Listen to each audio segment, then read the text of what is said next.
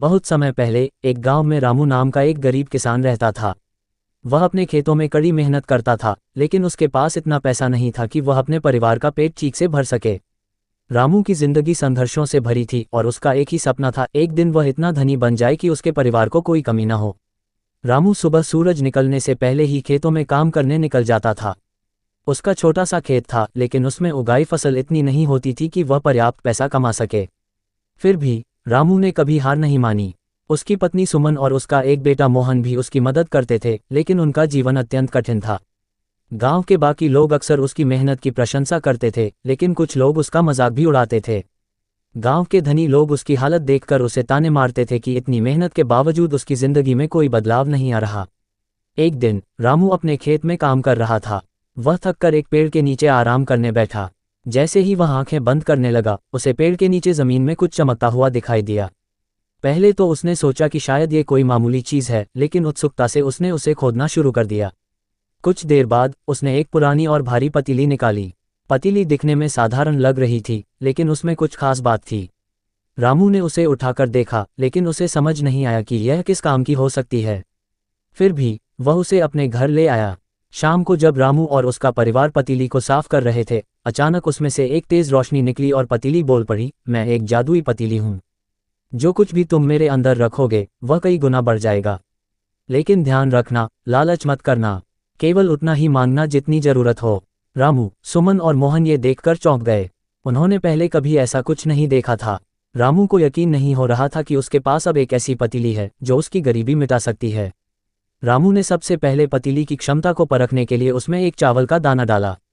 कुछ ही क्षणों में पतीली से सैकड़ों चावल के दाने निकल आए।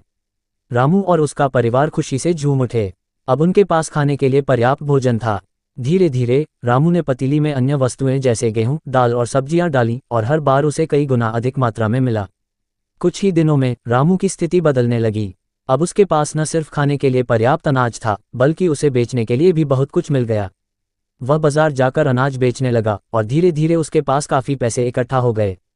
रामू अब अपने परिवार के साथ सुखी जीवन व्यतीत करने लगा। उसके पास अच्छे कपड़े, अच्छा घर और सब सुविधाएं थीं। लेकिन समय के साथ रामू का मन बदलने लगा। जहां पहले वह पतीली का इस्तेमाल केवल अपनी ज़रूरतों को पूरा करने के लिए करता था, अब वह और अधिक पाने की लालसा में पड़ गया। उसे लगने लगा कि अगर वह पतीली से और ज़्यादा मांगे तो वह बहुत धनी बन सकता है। एक दिन उसने सोचा कि क्यों न पतीली में सोने की एक छोटी सी अंगूठी डाली जाए। उसने ऐसा ही किया और पतीली ने उसे सोने के सिक्कों से भर दिया। ये देखकर रामू की आंखें चमक उठीं। अब वह रोज पतीली में कीमती चीजें डालता और उससे ढेर सारे पैसे कमाता। पतीली ने उसे पहले ही चेतावनी दी थी कि वह लालच न करे, लेकिन रामू उस चेतावनी को भूल गया। वह पूरी तरह से धन दौलत के पीछे भागने लगा। उसका ध्यान अपने परिवार और गांव के लोगों से हटने लगा। वह केवल अपने फायदे के बारे में सोचने लगा। रामू अब इतना धनी हो गया था कि गांव के लोग भी उसकी संपत्ति से चकित हो गए थे। लेकिन उसके स्वभाव में भी बदलाव आ गया था। अब वह दूसरों की मदद करने की बजाय उन्हें नजरअंदाज करने लगा। धीरे धीरे उसकी धन दौलत ने उसे घमंडी और स्वार्थी बना दिया। फिर एक दिन रामू ने सोचा कि क्यों न पतीली में खुद को ही डाल दिया जाए। उसे लगा कि अगर वह पतीली में जाएगा तो वह और ज्यादा शक्तिशाली बन जाएगा। उसने ये खतरनाक विचार किया और बिना सोचे समझे पतीली में छलांग लगा दी। जैसे ही रामू पतीली के अंदर गया, पतीली ने एक भयानक आवाज की और बंद हो गई। अब रामू का कहीं कोई नामो निशान नहीं था। सुमन और मोहन ने उसे ढूंढने की बहुत कोशिश की, लेकिन रामू का कोई पता नहीं चला। सीख गांव के लोग इस घटना से हैरान रह गए। रामू, जो कभी एक मेहनती और ईमानदार किसान था, लालच में पड़कर अपना सब कुछ खो बैठा। उसकी कहानी पूरे गांव में एक उदाहरण बन गई कि लालच हमेशा बर्बादी की ओर ले जाता है। जादुई पतीली ने भी यही साबित किया कि उसकी शक्ति का सही इस्तेमाल करना जरूरी था, वरना वह विनाश का कारण बन सकती थी। अंत रामू की इस कहानी ने गांव के सभी लोगों को ये सीख दी कि जिंदगी में मेहनत और संतोष से बड़ा कुछ नहीं होता। धन दौलत चाहे जितनी भी हो, अगर इंसान का मन लालची हो जाए तो वह अपना ही नुकसान करता है। इस प्रकार रामू की जादुई पतीली की कहानी गांव में पीढ़ियों तक सुनाई जाती रही और सभी ने इससे ये सबक सीखा कि लालच से हमेशा दूर रहना चाहिए। सूरज की पहली किरण जब धरती पर पड़ती थी, तब रघु नाम का किसान अपने खेत में हल लेकर खड़ा होता था। सुंदरपुर गांव में उसका नाम मेहनती किसान के रूप में जाना जाता था, लेकिन दुर्भाग्य यह था कि उसकी मेहनत कभी रंग नहीं लाती थी। गांव वालों के पास बड़े बड़े खेत और उपजाऊ जमीन थी, लेकिन रघु का खेत सूखी और बंजर मिट्टी का एक छोटा टुकड़ा था। उसने कई बार अपनी फसल उगाने की कोशिश की, लेकिन हर बार या तो फसल खराब हो जाती या बरसात उसकी मेहनत को बहा ले जाती। एक दिन उसकी पत्नी गौरी ने कहा, रघु, तुम इतना मेहनत करते हो लेकिन तुम्हें इसका फल नहीं मिलता। हमें किसी और काम की तलाश करनी चाहिए। रघु ने जवाब दिया, गौरी, ये खेत मेरे पिता की आखिरी निशानी है। मैं इसे छोड़ नहीं सकता। एक दिन जरूर यह खेत मुझे और हमारे बच्चों को खुशहाल जीवन देगा। जंगल की रहस्यमयी मुलाकात। एक दिन रघु जंगल में लकड़ियां काटने गया। गर्मी बहुत थी और वह थककर एक पेड़ के नीचे बैठ गया। अचानक उसे एक धीमी आवाज सुनाई दी, किसान, क्या तुम्हें मदद चाहिए? रघु चौंक गया और इधर उधर देखने लगा। उसने देखा कि एक बूढ़ी औरत, जो दिखने में साधारण लग रही थी, उसके पास खड़ी थी। तुम कौन हो? रघु ने घबराते हुए पूछा। मैं जंगल की रक्षक हूँ। मैंने तुम्हारी मेहनत और ईमानदारी को देखा है।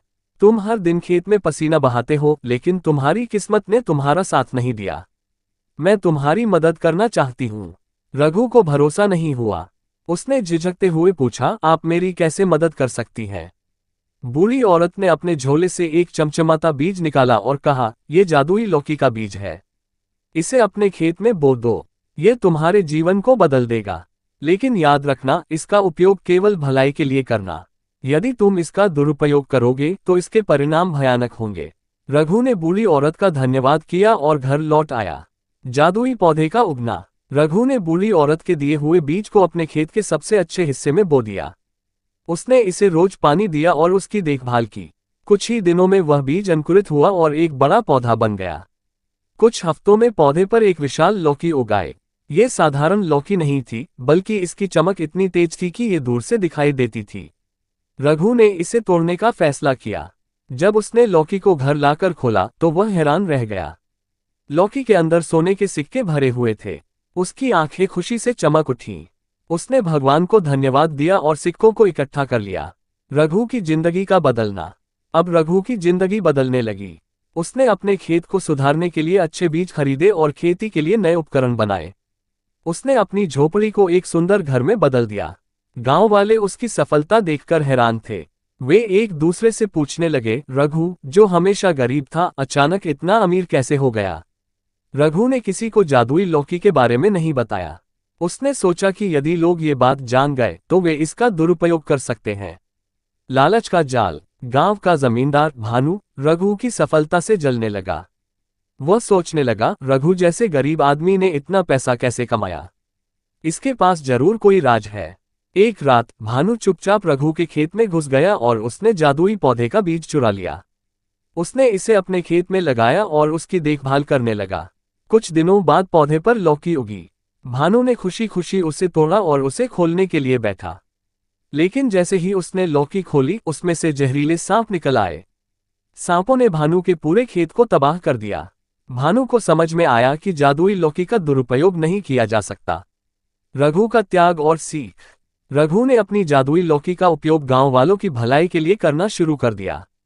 उसने गांव में एक स्कूल और अस्पताल बनवाया।